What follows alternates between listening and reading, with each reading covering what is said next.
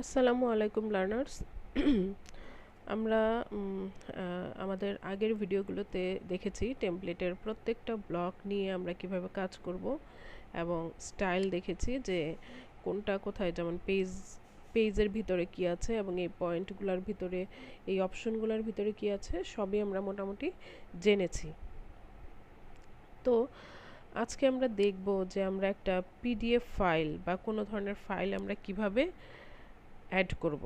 Client অনেক সময় PDF file দিয়ে দেয় যে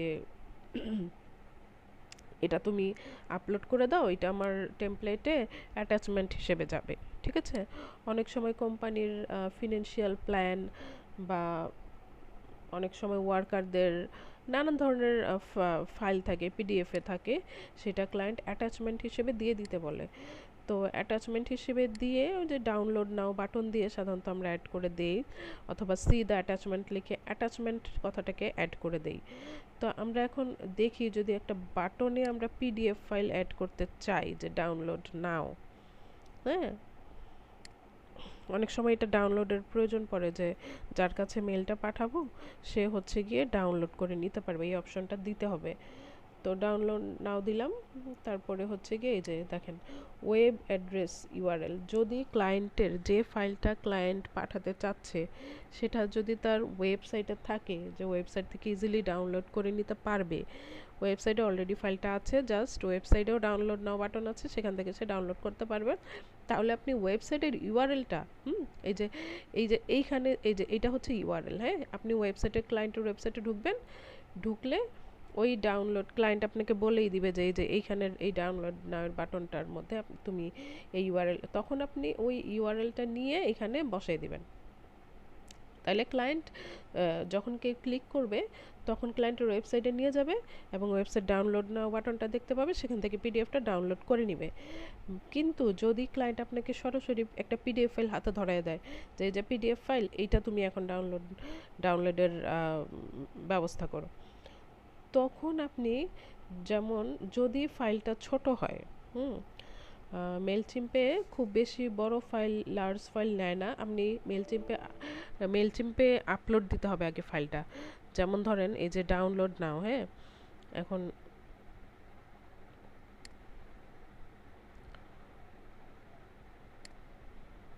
এইখানে আপনি গিয়ে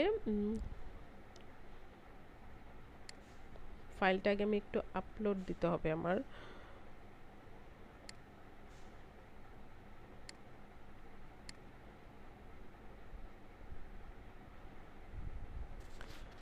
আচ্ছা, এখন ধরেন পিডিএফ ফাইলটা আপনি কি করবেন। তো পিডিএফ ফাইল, ওটা তো একটা ফাইল, ওটা কিন্তু ওয়েব অ্যাড্রেস না। তাইলে আপনি এই যে লিঙ্ক টু, এখানে ক্লিক করবেন।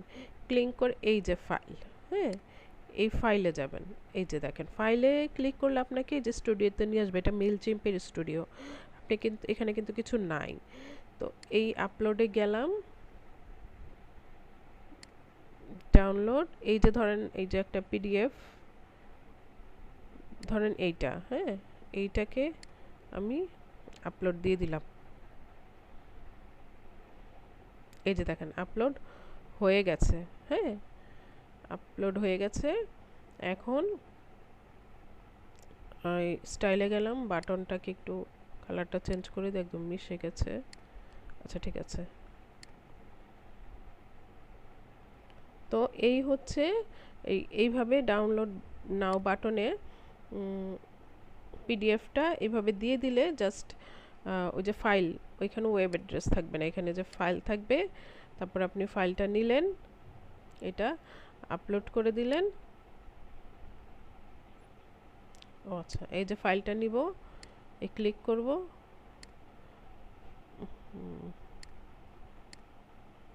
এই হচ্ছে ফাইল। হ্যাঁ, এখন এই যে এইটা ইনসার্ট দেই, এই যে ইনসার্ট চলে আসছে, ফাইল ইউআরএল এখানে চলে আসছে। হ্যাঁ, তো তারপরে এই যে সেভ।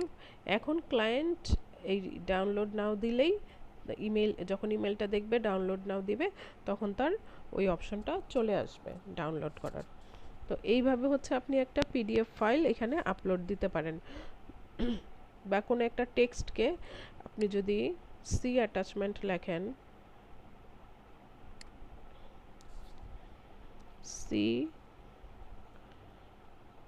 অ্যাটাচমেন্ট, এইটাকে যদি আপনি এখন লিংক করতে চান, লিংক, হ্যাঁ, তাইলে এইখানেও সেম কাহিনী করতে হবে। এই যে ফাইল দিতে হবে, ফাইল দিয়ে এটা দিলাম,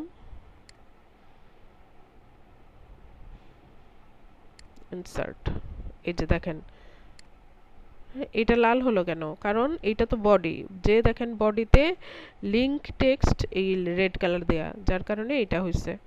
তো এখন এইটাতে যদি আমি ক্লিক করি, এই যে দেখেন, আচ্ছা ঠিক আছে, এই যে কাজ করলাম, হ্যাঁ, এই কাজগুলো আমরা দেখব কিভাবে, আমরা দেখব হচ্ছে এই যে প্রিভিউতে যাব, এন্টার প্রিভিউ মোডে দিব,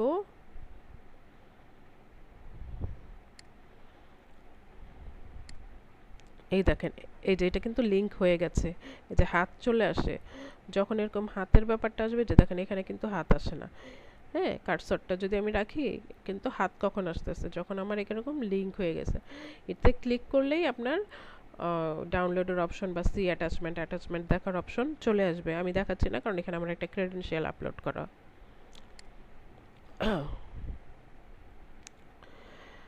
আচ্ছা, এই হচ্ছে আমাদের ফাইল আপলোডের ব্যাপার। আর আর কি কিছু বাকি রয়ে গেল?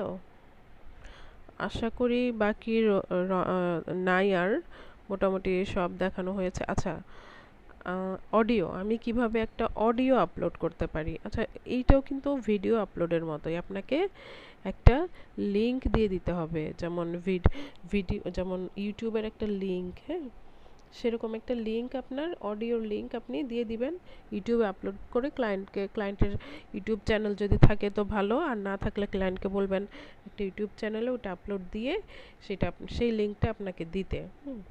আচ্ছা, আর একটা কথা, এইটা তো আমার ইজিলি পিডিএফ এর ফাইলটা ছোট ছিল দেখে আমার মেলচিম্পে সেটা আপলোড হয়ে গেছে, আর আমি এখানে আপলোড দিতে পেরেছি। অনেক সময় ক্লায়েন্ট না বুঝে, মেলচিম্পের ব্যাপারগুলো তো ক্লায়েন্ট বুঝে না, তো অনেক সময় না বুঝে ক্লায়েন্ট অনেক বড় পিডিএফ দিয়ে দেয়, বলে যে আপনি এটা মানে আমাকে এটা টেমপ্লেটে আপলোড দিতে হবে। কিন্তু আপনি যখন মেলচিম্পের স্টুডিওতে তো আগে আসবে, তারপর হচ্ছে কি আপনি টেমপ্লেটে সেটা আপলোড দিবেন।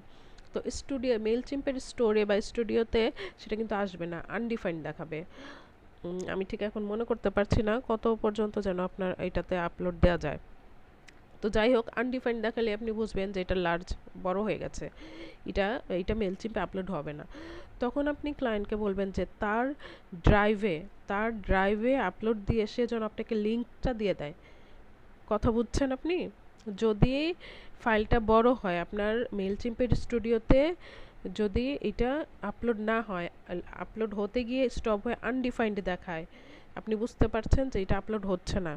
তো তখন আপনি যেটা করবেন, ক্লায়েন্টকে বলবেন তার কোনো একটা ড্রাইভে, তার গুগল ড্রাইভে বা তাকে কোথাও ফাইলটা আপলোড দিয়ে সেই লিঙ্কটা আপনাকে দিবে, আপনি তখন সেটা সেই লিঙ্কটা বসাই দিবেন। তখন আর আপনি ফাইল বসাবেন না, ঠিক আছে? তখন আপনি এই যে এইভাবে দিয়া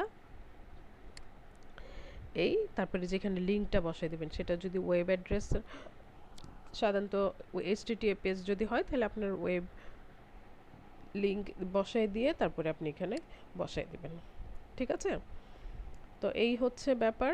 এটা একটু আমি অনেক সময় ঝামেলায় পড়তাম যে ক্লায়েন্ট আমাকে হিজিবিজি একটা ফাইল দিয়ে দিত, আপলোড হচ্ছে না, যখন প্রথম কিছুই জানতাম না।